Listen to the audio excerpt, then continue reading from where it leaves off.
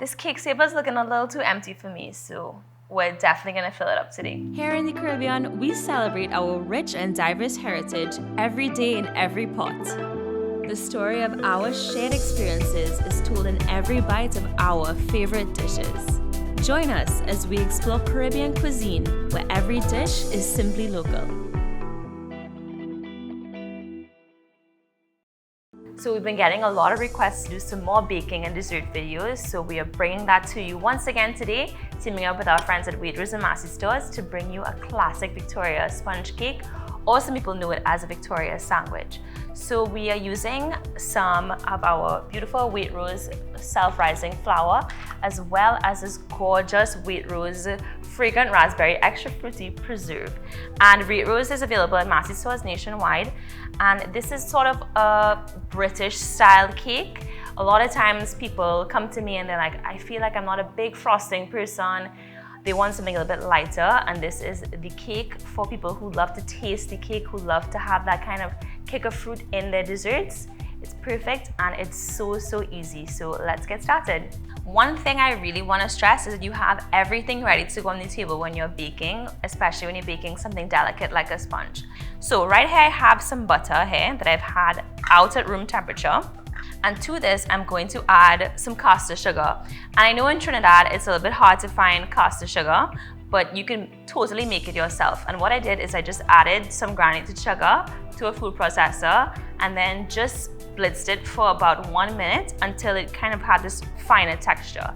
And what castor sugar does, it actually incorporates a lot better into your butter and therefore incorporates better into the cake. So you don't really get as much of a grittiness. So I'm seeing some of the powdery residue coming up. Actually, it tastes pretty good. So we're just gonna cream this until it's light and fluffy.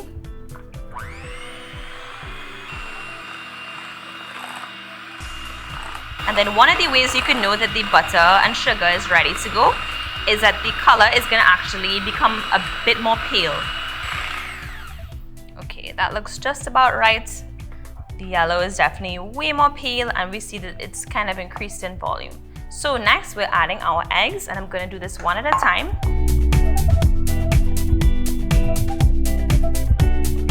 And you really don't want to overbeat your eggs. Really, as soon as you don't see any more yellows in the eggs and the texture is all one, that it's all homogeneous, then you could stop. So we're just about there. And you see it's so fluffy. I like to just really get some of the batter off by doing this. And then you have your beaters nice and clean. So next I'm gonna add my dry ingredients, and today we're using the Waitrose Farm Lackford Estate self-raising white flour. And a lot of the more UK-based recipes will ask for self-raising flour. And what I really like about the Waitrose line, it actually shows you on the back of each package what the flours are best used for. So the back of this one actually says it's best for perfect light fluffy sponges, scones, muffins, and puddings. So we're in the right arena. So what I've done is I've actually sifted the flour, and to that I'm going to add some baking powder and just sift that right in there. We really want to make sure we take all these little steps like sifting and not overbeating, because we want this cake to be super light. We want that really nice spongy texture. So we're actually done with our beaters for now. So I'm gonna put this aside and I'm gonna just switch to my spatula and bowl. And what I'm gonna do is I'm going to add this, starting with the dry ingredients. I'm going to add this straight into our egg, butter, and sugar mixture and just gently fold it in on itself. When you work with just by hand, it really helps you not to overmix anything, and you really get that nice light spongy texture. So to help us with this, I have a couple tablespoons of milk, and I'm going to add this alternately with the flour.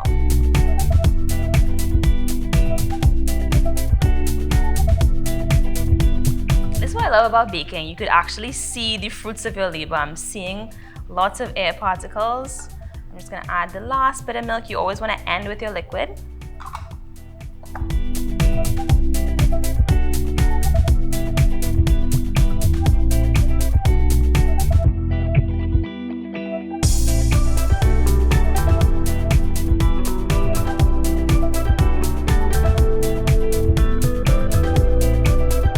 evenly divvied up the batter between these two pans, and I'm gonna place it in the oven. It's at 350 right now for about 25 to 30 minutes.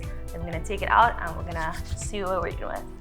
All right, so these beauties are out of the oven. As you can see, they're beautifully golden brown. This one is a little darker. This is on the top rack.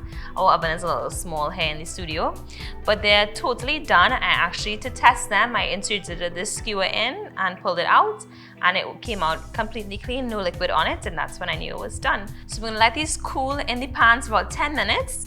Then I'm gonna flip them out onto these cooling racks, let them cool completely, and then we're gonna top these off and have a cup of tea.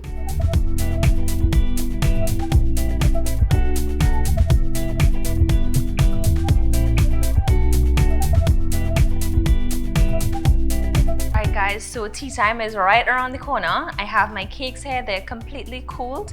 And then I have my choice of teas. Today we have out the English breakfast, and we also have the decaffeinated Earl Grey. I'm a big Earl Grey lover, so I'm gonna help myself to that.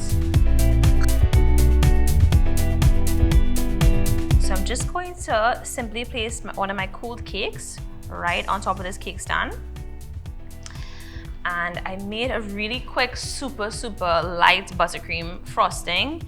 Really simple. I just added some ice and sugar to some creamed butter and added a drop of vanilla essence and then whipped it until it was nice and smooth. It's not too sweet because remember, the Victoria sponge cake is not even, it's not known for being a super sweet cake. It's just a little snack, a little pick-me-up that you need at tea time. So now I'm gonna add my Waitrose jam, and today I'm using the fragrant raspberry extra fruity preserve. Now Waitrose has tons of jams and preserves available at Massey stores.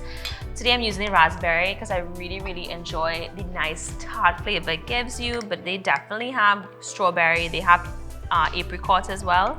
And I'm adding a nice generous serving of preserve onto this cake. I'm just gonna spread this evenly. Kind of reminds me of butter and jam, right? It's not too far off. Make sure that all the corners get. And then I'm gonna plop our top layer on top, trying to line it up so it's as even as possible. And then last but not least, we're just gonna add our light dusting of powdered sugar right on top.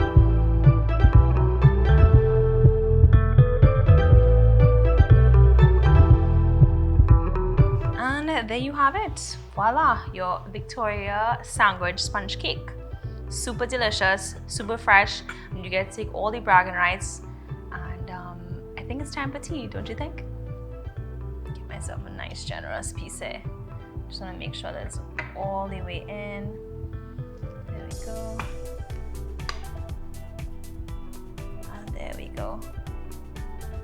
All right, so I have my tea, I have my cake. I know I was gonna wait for you guys to come over and have this with me, but I think I might cheat and just have a slice ahead. So I have this jumbo slice here. As you can see, make sure I'm getting this on our side camera. It is completely, this is what sponge looks like, y'all. Now let's dive in.